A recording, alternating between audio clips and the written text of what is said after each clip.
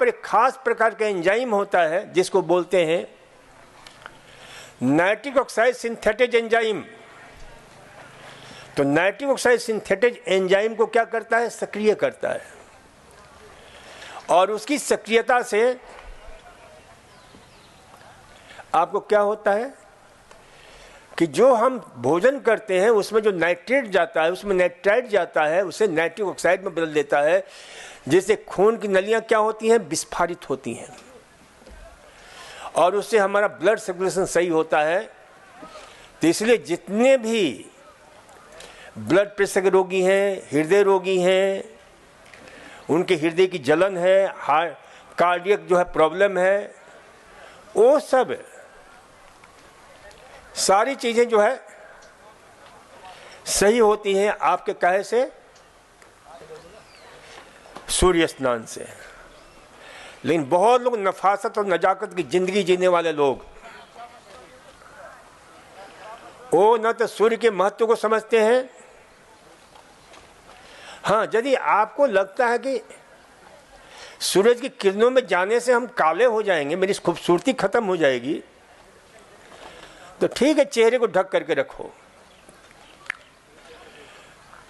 अब इस महत्व को जो मॉडर्न माना जाता है, आपके जो पाश्चात्य देश हैं,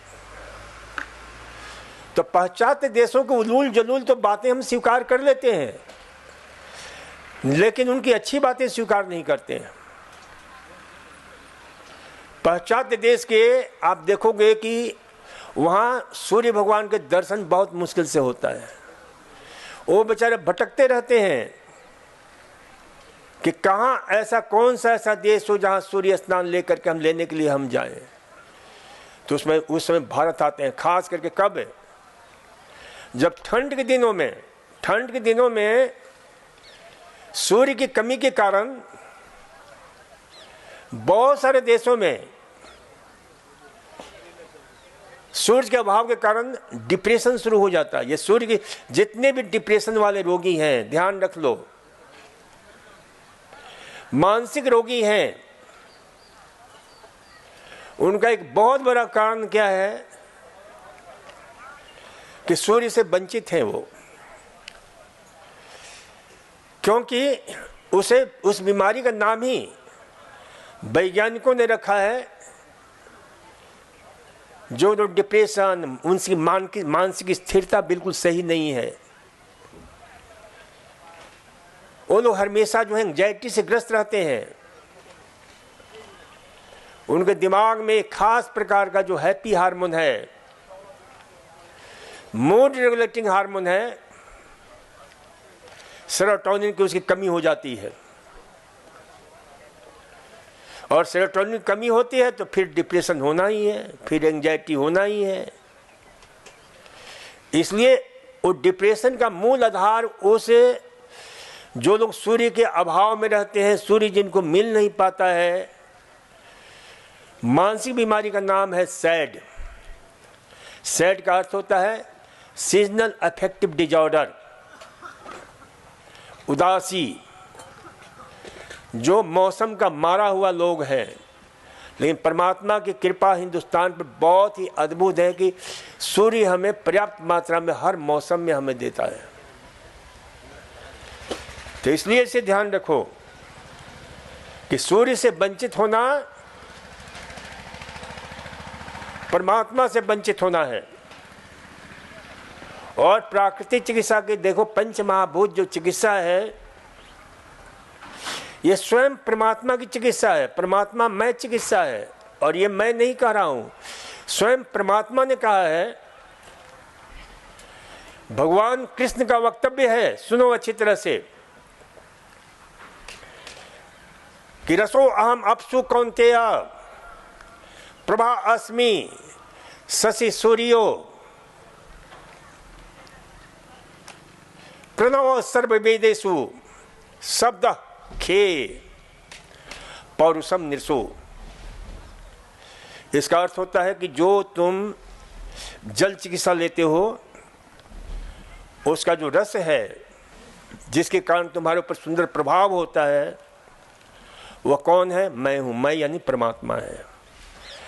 ये परमात्मा की उद्घोषणा है, कृष्ण भगवान की उद्घोषणा है कि वह मैं हूं। जो सूर्य स्नान ले रहे हो और उसकी जो प्रभा है, उसकी जो रोशनी है, जिससे ना समझ लोग जो है वंचित रहते हैं, उनके दिमाग में ये बात घुसती नहीं है, तो भगवान कृष्ण कहते हैं कि उसकी जो रोशनी है, प्रभा है, प्रभा अस्मि शशि सूर्यो, वह मैं हूं। कौन? परमात्मा। इतना ही नहीं, जो मिट्टी की पट्टी ले रहे हो ये भी सुन लो। यहां भी भगवान श्री कृष्ण कहते हैं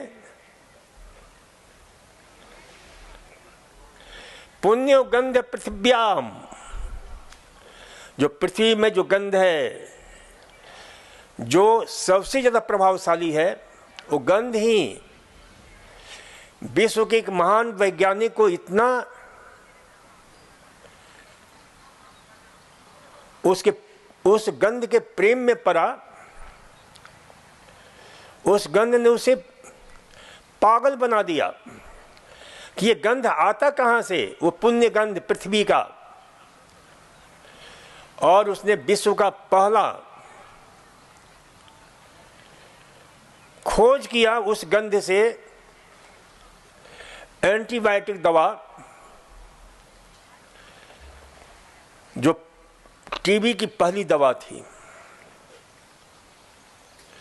और इस गंध के विषय में हमारे उन महान पुरखों को ज्ञान था, अच्छी तरह से ज्ञान था। तो इसलिए इसे ध्यान रखो। उस महान वैज्ञानिक का नाम है सेलमन अब्राहम वॉक्समैन, जिसे 1952 में नोबेल पुरस्कार इसके लिए दिया गया। जो भगवान श्री कृष्ण ने वक्तव्य में कहा है, पुण्यो गंध पृथ्व्याम, पृथ्वी में जो सुगंध है, जो पुण्य गंध है, जो पवित्र गंध है, वह मैं हूं।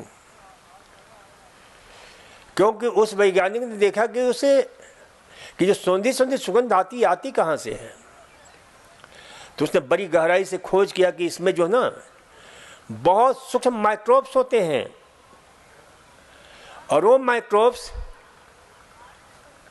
उस गंध को प्रसारित करते हैं। तो इसलिए इसे ध्यान रखा करो कि वो गंध को, और वो माइक्रोब्स बड़े अद्भुत हैं। उस वैज्ञानिक ने ढूंढा कि इनका आचरण बड़ा विचित्र सा है। कभी ये तो जो है फंगस की तरह आचरण करते हैं, जो कि वनस्पति शास्त्र का विषय है, और कभी ये बैक्टीरिया की तरह आचरण करते हैं, जो कि प्राणी शास्त्र का विषय है। तो निर्णय नहीं कर सका कि भाई हम इसको किस कैटेगरी में रखें, इसलिए उसने इनका नाम ही चेंज कर दिया। उसका नाम रखा एक्टिनोमाइसिटिस। और ये एक्टिनोमाइसिटिस से उसने कम से कम कितने प्रकार की दवाइयां बनाई, और उसमें नियोमाइसिन और स्ट्रेप्टोमाइसिन की जो पहली खोज थी, उसी के लिए उसे नोबेल पुरस्कार मिला, जो मानव जाति कल्याण में उसकी बहुत बड़ा योगदान माना जाता है। तो इसलिए जो है ना, ये मिट्टी चिकित्सा, और मिट्टी चिकित्सा इतना ही नहीं, परम जो जीवाणुनाशी होता है, बैक्टीरिया को नष्ट करने वाला होता है। और ये खोज हमारे पुरखों ने हजारों वर्ष पूर्व पहले किया था। इसलिए उन पुरखों का दिया हुआ एक बहुत सुंदर मंत्र है अथर्ववेद का। अथर्ववेद में कहा गया है, एक सूत्र है, उपस्थ आस्ते अन्मिवा अयक्षमा असंभ्यम संतु पृथ्वी प्रसूता दीर्घम न आयु प्रतिबुद्धिमाना वयम तुभ्यम बलिहृत श्याम। कि हे माँ पृथ्वी, तेरी गोद इतनी पवित्र है, पावन है, कि सभी प्रकार की बीमारी, यहां तक यक्षमा भी है, यक्षमा भी तेरी गोद में जाने से खत्म हो जाते हैं। और इस सत्य को उद्घाटित किया, और हम भी तुम्हें हवि के द्वारा तुम्हारी हम सेवा करते रहें, तुम पर किसी प्रकार के ऐसे जहरीले रसायन डाल डाल करके तुझे हम जो है ना नष्ट ना करें, हे माँ पृथ्वी। लेकिन आज वो पृथ्वी जो है भी नष्ट हो रही है। तो ये जो है पृथ्वी में, और उसमें एक नहीं कई प्रभाव, तो जो है ना मल्टी ड्रग्स रेजिस्टेंस जो बीमारियां हैं जिन पर कम से कम मात्र पाश्चात्य देशों में 20 से 25 लाख हॉस्पिटलों में भर्ती होकर के अभिशप्त जीवन जीने के लिए बाध्य हैं और मौत की प्रतीक्षा कर रहे हैं, क्योंकि बहुत ही यातनादायी, क्योंकि उसका कोई इलाज है ही नहीं। इसीलिए उसका नाम ही है मल्टी ड्रग्स रेजिस्टेंस डिजीज। और उन मल्टी ड्रग्स रेजिस्टेंट डिजीज में भी अभी स्वानसी यूनिवर्सिटी वेल्स ब्रिटेन के वैज्ञानिकों ने खोज किया है कि कुछ ऐसे मायोसिटिस बैक्टीरिया हैं जो उन मल्टी ड्रग्स रेजिस्टेंस बीमारियों से भी जो है ना हमारी रक्षा कर सकते हैं। तो ये जो है ध्यान रखा करो कि ये जो चिकित्सा ले रहे हो यहाँ पर, वो परमात्मा का आशीर्वाद है, आशीष है। प्रणव सर्व वेदेषु, ये प्रभु कहते हैं, कृष्ण भगवान कहते हैं प्रणव सर्व वेदेषु। जितने भी वेद हैं, ऋग्वेद, अथर्ववेद, सामवेद, उसमें जो यजुर्वेद, ये 4 वेद, उनमें जो गीत जो गुणगान गाया गया है वह ओम, वह कौन है? परमात्मा है। यह आकाश जो हम आपको आकाश चिकित्सा देते हैं, उपवास कराते हैं, वह भी परमात्मा कहते हैं कि शब्द खे, जो निशब्द अबोल जो शब्द है वह मैं हूं। इतना ही नहीं, पुरुषों में जो पुंसत्व है, जो क्षमता है हमारी है, और वो जो व्यक्ति उस क्षमता को पहचान लेता है कि वो परमात्मा की क्षमता है, तो बहुत आगे बढ़ता है, बहुत कुछ कर सकता है। परमात्मा ने हर व्यक्ति के अंदर इतनी क्षमता दी है कि हम बहुत कुछ कर सकते हैं। तो पुंसत्व है वो कौन है? वो परमात्मा है। इसलिए कहते हैं पौरुषम निर्सु। इतना ही नहीं, जीवनम सर्वभूतेषु तपस्विषु तपस्वी अस्मि। जो तपस्वियों में जो तपस्वी तप है, जैसे आप सभी यहाँ पर तप कर रहे हैं, कितनी बड़ी तप कर रहे हैं कि यहाँ पैसा भी खर्च कर रहे हैं, खाने तक को नहीं मिल रहा है अच्छी तरह से, ये तप है। उपवास कर रहे हैं, रसाहार कर रहे हैं, फलाहार कर रहे हैं, और फिर भी रोग से मुक्त हो रहे हैं। आपकी शक्ति का संवर्धन हो रहा है। क्यों? तो अभी तपस्वियों में, आप सभी तपस्वियों में जो तपस्या है, परमात्मा कहता है कि मैं हूं, वह मैं हूं। तो इसे हमेशा ध्यान रखो। तेजोस अस्मि विभाव सो, अग्नि में जो तेज है वह भी मैं हूं, परमात्मा है। तो देखो, पंच महाभूत चिकित्सा और योग का मूल आधार ओम प्रणव मंत्र प्रभावशाली क्यों है? जहां कोई ठीक नहीं होता है, यहां पर आकर ठीक होता है। और निरापद औषधियां जो आपको एक नया जीवन देती है, उससे रोगों से मुक्त होते हो। क्यों होते हो? तो इसलिए कि उसमें परमात्मा का आशीष छिपा हुआ है, स्वास्थ्य आशीष, प्रेमा आशीष, जिससे आप जो है स्वस्थ होना ही है, स्वस्थ होना ही है। तो इसलिए जो ना, जो लोग इसके पूरी निष्ठा और लगन के साथ करते हैं इस चिकित्सा पद्धति को, उन्हें लाभ मिलेगा ही, मिलना ही है। इस सत्य को आप लोग समझो, जानो। तो इसलिए कहना पड़ा कि सुबह के उगते हुए सूरज से वंचित मत रहो, क्योंकि सूरज की जो प्रकाश है वो परमात्मा है। और सुबह के सूर्य में हमारे महान ऋषियों ने, महान मनुष्यों ने, देखो बहुत सुंदर एक मंत्र है वेद में, या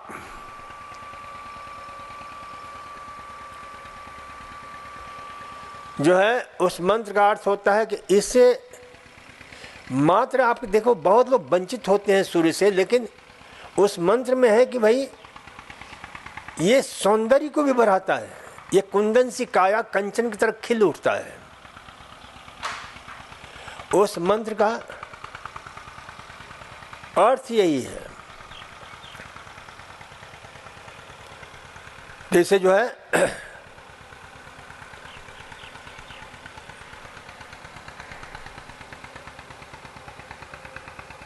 ध्यान रखो, दो तीन बातें और समझ लो आप अच्छी तरह से, कि आप लोग घर जाओ तो यहाँ जो भी कार्यक्रम बताया जाता है, जो भी सिखाया जाता है, कम से कम अपने जीवन में योग और प्राणायाम इसे जोड़ लो। एक संकल्प लेकर के जाओ कि भाई नो आसन, नो भोजन। जिस दिन हम आसन नहीं करेंगे उस दिन भोजन नहीं करेंगे, बल्कि पूर्ण उपवास करेंगे, तो उससे भी योग का लाभ मिल जाएगा। यदि पूरा उपवास कर लेते हो ना, तो शरीर के अंदर जो है एक प्रक्रिया शुरू होती है जिसका नाम है ऑटोफेगी प्रक्रिया। सिर्फ पानी पर रहोगे, ये करीब 24 घंटा कम से कम उस प्रक्रिया के लिए जरूरी है। और ऑटोफेगी प्रक्रिया में देखो, इस रिसर्च के लिए 2016 में उपवास के ऊपर जो ना उस वैज्ञानिक ने बड़े अद्भुत खोज कार्य किया और उसका नाम रखा ऑटोफेगी प्रक्रिया। उस वैज्ञानिक का जो फिजियोलॉजिस्ट है योशिनोरी ओसुमी, इस योशिनोरी ओसुमी को 2016 में नोबेल पुरस्कार मिला इसके लिए कि आप एक दिन भी उपवास कर लेते हो 24 से लेकर 36 घंटे का, तो आपके शरीर के अंदर ऑटोफेगी प्रक्रिया शुरू हो जाती है। तो ऑटोफेगी प्रक्रिया में क्या होता है कि जो भी हमारे खाना हम नहीं देते हैं तो हमारे शरीर की वो प्रक्रिया शुरू हो जाती है जो हमारे कीटाणुओं को, रोगाणुओं को स्वतः खाने लगती है। इतना ही नहीं, जो डेब्रिस से जो हमारे सेल्स मर जाते हैं उसके जो बचे हुए अवशेष होते हैं उनको भी खा पी करके चट कर जाती है। और नए जो अच्छे उसके जो कल पुर्जे बच गए हैं हमारे सेल्स के, तो उसको रिसेंबल करके नई कोशिकाओं का निर्माण करती है। नए कोशिकाओं का रिजनरेशन की प्रक्रिया शुरू हो जाती है। इसलिए हमने उपवास में देखा है विगत 48 साल में जो घाव कभी भर नहीं रहा था। एक हमेशा मुझे याद आता है कि एक व्यक्ति ऐसा भर्ती हुआ जो हॉस्पिटल में भर्ती था, उसके हिप्स के अंदर इतना लंबा चौड़ा घाव हो गया था कि हमारी पूरी हाथ अंदर घुस जाता था। और उसको हमने उपवास कराया, एक खास प्रयोग कराया नीम का और घी का, जो यहाँ बताता हूँ मैं, और वो कुछ दिन के बाद बिल्कुल ठीक हो गया। तो ऐसे जो है ना ध्यान रखा करो कि जहाँ भी कहीं शरीर के अंदर किसी प्रकार की टूट फूट है, किसी प्रकार की गड़बड़ी है, तो उसे ठीक करने का काम कौन करता है? उपवास। तो इसलिए ध्यान रखो कि भाई नो योगा नो आसन। योग जिस दिन नहीं करना उस दिन आसन नहीं करना। नो आसन नो योगा। जैसे जो है ध्यान रखो। तो घर जाकर के आसन जरूर करना। और सुबह सुबह खाली पेट कभी भूल कर भी चाय नहीं पीना। खाली पेट जब भी पीना हो तो पानी पीना, क्योंकि रात भर आप पानी नहीं पीते हो तो आपकी खून की डेंसिटी बढ़ जाती है, और चाय पीते तो क्या होता है और डेंसिटी खून की बढ़ जाती है। क्यों? कि उसमें जो भी रहा सहा पानी होता है, चाय का डेंसिटी ज़्यादा होता है, क्योंकि उसमें चीनी होते हैं, चाय की पत्तियां होती हैं, और भी बहुत सारे कुछ लोग मसाला डालकर पीते हैं। तो क्या करता है कि वहाँ से पानी और खींच लेता है ऑस्मोसिस प्रक्रिया के द्वारा, क्योंकि जब तक दोनों का पीएच, दोनों का एडिशन डिसोसिएशन इक्वल नहीं होगा, कोई भी चीज़ खाते हो आप, तो ध्यान रखना शरीर में तभी एब्जॉर्ब होता है जब शरीर के तापमान के अनुकूल होता है, उसकी डेंसिटी का अनुकूल होता है, उसके विस्कोसिटी के अनुकूल होता है, उसके पीएच के अनुकूल होता है, उसका एनाइजेशन डिसोसिएशन के अनुकूल होता है। तो इसलिए इसे ध्यान रखा करो कि सुबह जो ना पानी के सिवा कुछ नहीं पीना, कुछ भी नहीं, कोई भी तत्व नहीं। इस पर कुछ वैज्ञानिकों ने 20 साल तक रिसर्च किए, 1 साल 2 साल नहीं, 20 ईयर्स।